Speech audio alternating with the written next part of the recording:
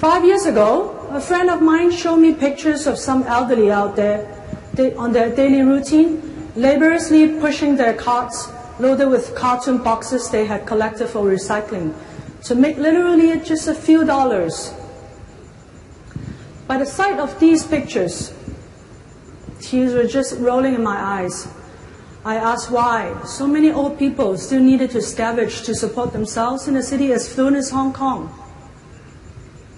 So I looked into Hong Kong's poverty issues, and I was astonished to find out that indeed 1/3 of our elderly were living in poverty, while 1 in 4 of them were unable to afford decent meals and had a problem of malnutrition.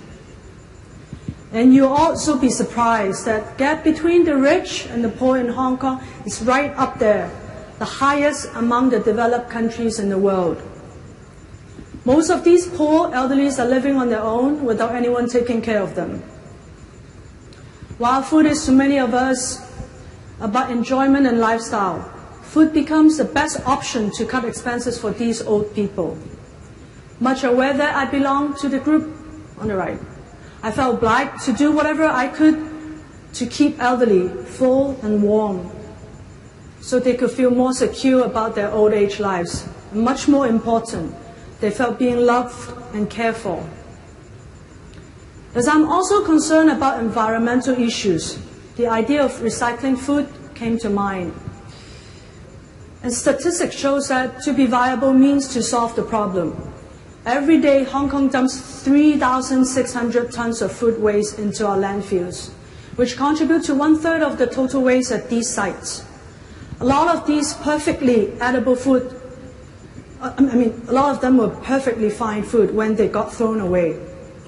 In March 2011, I've decided to change my calling from running a kids' gym to servicing the needy in my community.